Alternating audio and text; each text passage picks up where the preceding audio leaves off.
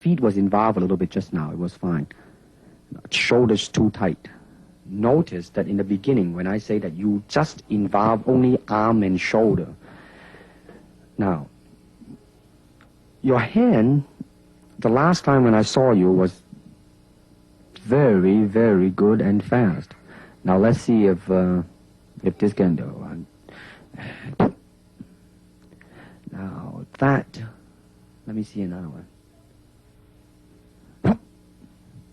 You got to involve your feet a little bit more.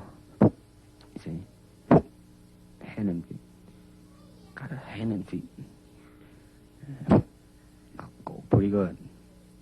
Now watch, I think that when I attack you in a reactionary type of a thing that tightening on the shoulder. Now watch now. You now, watch when I try to attack you.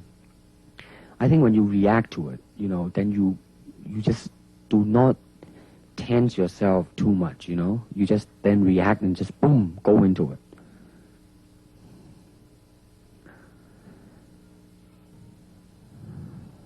Now that, I just say, use only the hand just now, I say. Now boom, you see, when you move your hand and feet, boy, it makes a world of difference. You see, now, you should be a little bit more relaxed in the beginning. Aha. It's getting there, my friend.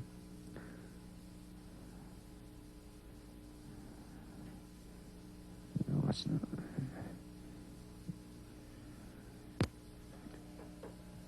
now. Good. That one was pretty good. Pretty good. No, that was a little bit too tight. Now watch this one. Good. Now that could be used in film. Here we go. Okay, let's say that this person is standing here. At this point, for purposes of illustration, I might use what they call the sachet, okay, that they use in Savate, which is like that. See, when I come in, I can go into Wing Chun. At that point, I might flow into Western boxing, okay. At another point, I might go into a lock similar that you might use in Jiu-Jitsu, and for the purpose of camera, I'll take the person down like this and lock the person here, and maybe go into any system that employs this type of lock, whether it be Jiu-Jitsu or Aikido or Kali or Penjak Silat. Now you notice that we went from system to system without a flow.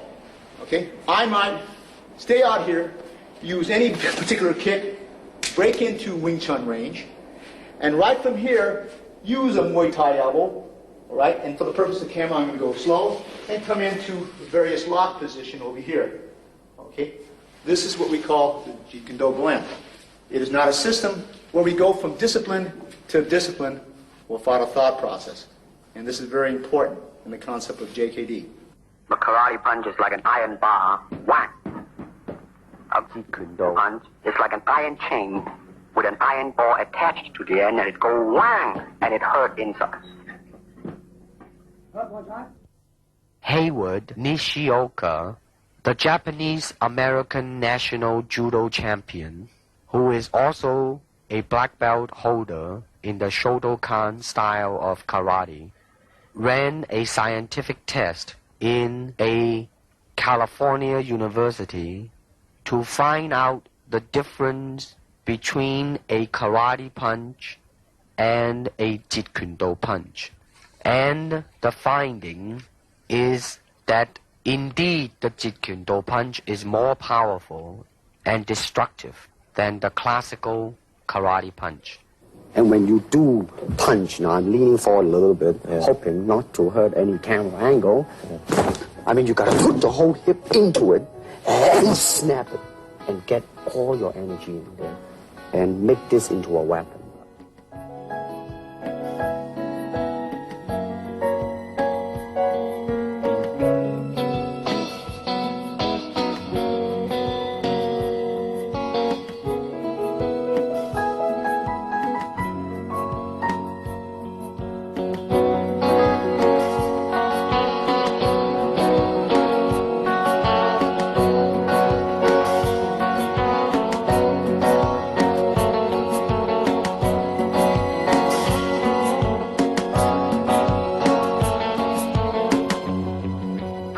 me, you must move to me.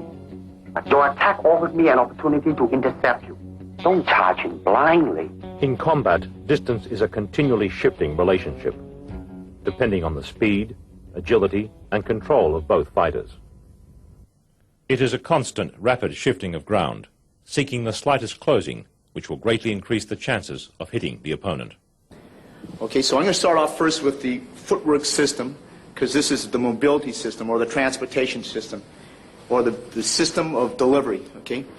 Traditionally, when he started off in 1964 when he taught me, we raised the left heel up. This thing is pointed in, and this is what he referred to as the Bai-Jong stance, like this, okay? So I'm going to start off first with the basic footwork. This is a step and slide shuffle, step and slide back. Okay, so this is the first two. Advance, retreat, move to the right, and move to the left. In the beginning of those earlier years in 1964, they always went with the right lead.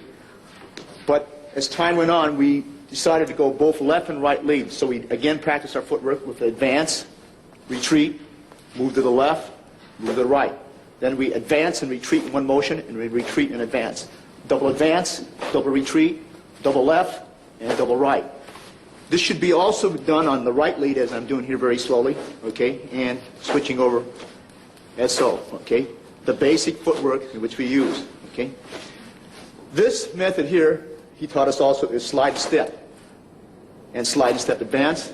So you slide the step, and you take a step out. Slide, and then step, slide and step, slide and step. And left lead, it will look something like this. Slide and step back, slide and step back. Then you have something that looks like your step and slide shuffle, but it's not. It's what they call a push shuffle. You push off, and you push back. Rather than take a step here and slide, you push, and you push back. This is what we refer to as the push shuffle on the right lead. Then you'd learn it on the left lead. Push shuffle, push shuffle, push shuffle, push shuffle. Okay, after that, he taught us the circle. The circle, we learned the quarter turn, which means I'm going to turn as if your opponent is here, we move. As if your opponent turns that way, you move, okay? Turns this way, we move. Turns this way, we move. Now your opponent's circling this way, so we move. So we learn to circle around like this. He circles this way, we move. Circles this way, we move. We do this again in the right lead also. Okay, so the man is circling this way, we move. Circles this way, we move. Circles this way, we move. Circles this way, we move. Circles this way, he moves. Then we reverse it. This way, your opponent's moving, so you just move laterally, move around, moving around, okay? All right, this is your transport system that we use, or what they call delivery system. This is on combination kicking. Now you will notice a difference. In the beginning, you tend to over-chasing yourself. In other words, you're covering too much distance. Therefore, when you kick, then your center of gravity is moving forward too much, and the form in kicking is greatly affected. Now, the reason you're going back because your body was leaning too much back. Now that's what is called a commitment kick. I mean, when you try to go through something, when you're trying to really kick to hurt, then you would lean back, but you won't do it in a combination kicking. Boom. No, you see, you are rushing yourself there. I mean, you should really, in the beginning, just take your time and just go boom and boom and now. You see, you're still, it's not so much on the physical, mentally you are chasing yourself out, Now, watch this now. In slow motion, bum and bum.